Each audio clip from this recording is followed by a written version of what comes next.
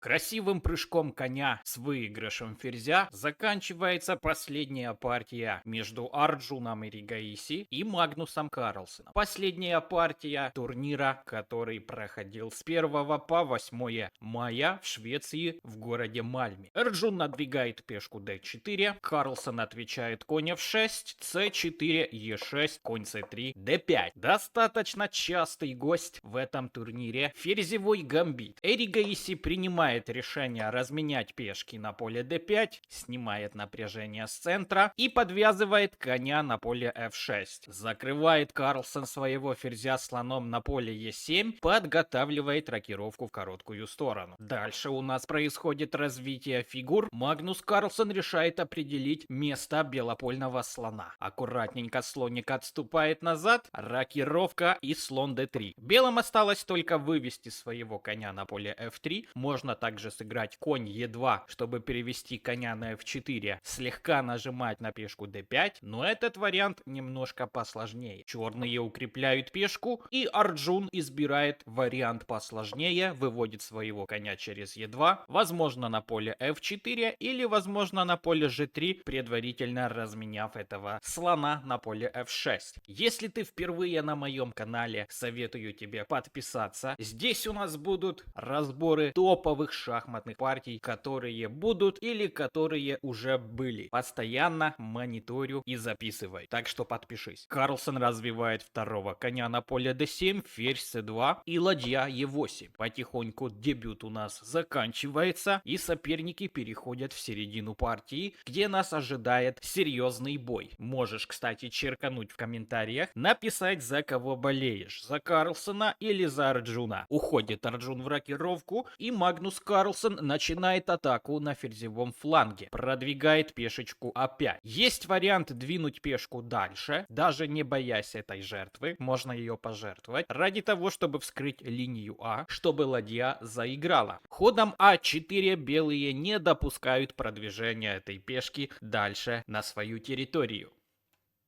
Карлсон предлагает размен слонов на поле Е7, и белые размениваются. Происходит массовый размен на поле Е7. Ладья Е1 и конь Дф6. Черные фигуры потихоньку перебрасываются на королевский фланг. Не хватает только пешки на G5, F5. Тогда бы было все замечательно. Но даже в этих условиях Магнус Карлсон сейчас организует мощную атаку. Можно снять напряжение на королевском фланге, сыграть, например, конь G3, одного коня разменять, но вместо этого Арджун ведет своего коня на поле c1, чтобы потом как-то b3, c5 сместить фокус на ферзевой фланг. Карлсон закидывает коня на поле e4, освобождает дорогу пешки f, и вместо того, чтобы разменяться, белые играют f3, прогоняют черного коня с прекрасного поля e4. Арджун забирает коня на поле c3, Магнус атакует центр ходом c5, и белые отвечают контратакой центра Е4. Размен на d4 и размен на d5. Эригаиси предлагает Карлсону забрать ладью на поле Е1 и получить две ладьи за черного ферзя. Обычно две ладьи чуть-чуть лучше, но все же зависит от позиции. Здесь мы имеем позицию, в которой у белых будет проходная пешка, поэтому брать на Е1 очень рискованно. Ферзь d8 Карлсон отступает. Лучшим ходом в этой позиции было бы укрепить свою центральную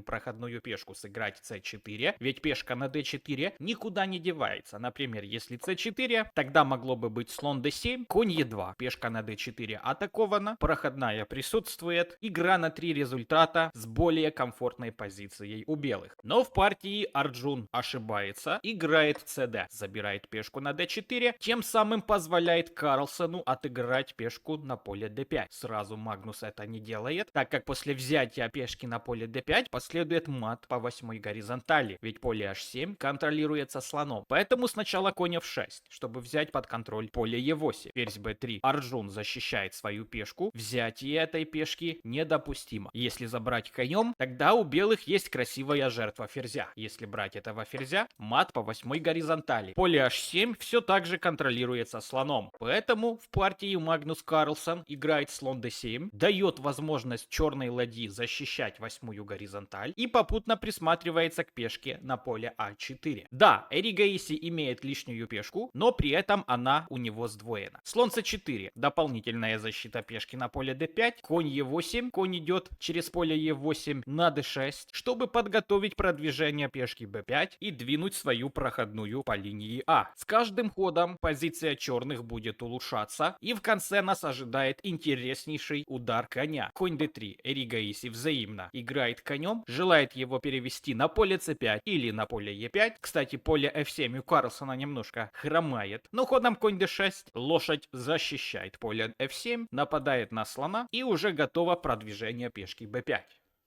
Конь e5 Эригейси плотно укрепляет своего коня, и прогнать его можно только лишь ослабив эту диагональ. Ферзь h4. Наконец-то белые дождались атаки черных фигур. Напал на ладью e1 и напал на пешку d4 с шахом. Ладья d1 защищает пешку на d4, слон e8, так как слон подвисал на поле d7, и слон f1. Необходимо занимать открытую линию. Ладья подключается к атаке. С этого момента Эригейси решает, что преимущество у него, и он идет в атаку на ферзевом фланге. Ходом ферзь b6 он атакует коня, допускает удар на поле а4. Если забрать сейчас этого коня, последует просто взятие ладьи, но за белых есть возможность напасть на слона на поле а1, что и делает Эригейси. Легким движением руки Магнус Карлсон играет ферзь f4, допускает взятие своего слона на поле а4 и взятие своего коня на поле d6. Давайте разберем эти варианты. А ты, если еще не поставил лайк этому видео, пора бы это сделать. Например, если белые берут слона на поле а4, следует шах на поле e3, у короля единственное поле h1 для отступления, и ладья c1 с угрозой поставить мат в один ход. Парадокс в том, что слона на поле f1 защитить невозможно. Ферзь b5, поле контролирует конь, ферзь а6, поле контролирует пешка. Ферзь d8 не спасает, так как король просто уходит на поле h7, поэтому брать этого слона нельзя. Если забрать этого коня, второй вариант из самых очевидных, тогда последует ферзь d4, король отойдет с взятием ладьи на поле а1, провисает все тот же слон. И если сейчас подойти, например, сюда, последует шах, король назад, с тем же выпадом ладьи на поле c1. Поэтому в партии вместо взятия этих фигур Эригейси делает форточку своему королю, обезопасив себя от угрозы ладьи по первой линии. Но забегая наперед, скажу вам, что ладья сыграет здесь злую шутку. И конь, и ладья, и ферзь. Слон e8 уводит Карлсон своего слона. Брать коня по-прежнему нельзя из-за вилки на d4. Ладья a5 допускает Эригейси ошибку, позволяет черному ферзю сделать шах на поле e3, и после отступления короля Карлсон выпускает свою победу. Дает шах, король g1, и ходом конь f5 он выпускает победу, позволяет Эригейси получить ничью. Ничья делалась легко, ходом d6. Если белые двинуть d6 с угрозой вилки на поле d7, черные уже ничего сделать здесь не могут, кроме вечного шаха. Если король сюда, ферзь f4, g3 закрываться плохо, король g1, тогда подключается конь, поэтому король g1. И так вечным шахом черные делают ничью. Вместо хода конь f5 победу можно было получить ходом ферзь e3, король h2, ладья c1. Взятие коня на поле d6 ничего не дает, так как черные сначала шахуют на поле f4, король отступает, чтобы защитить своего слона, потом шах на d4, король отступает на h2, потом шах опять на f4, король сюда, шах на e3, король на h2. Потом следует взятие слона на поле f1, угроза поставить мат через ферзь a4, поэтому белым необходимо играть конь g4 и ферзь e1 с угрозой мата на поле h1.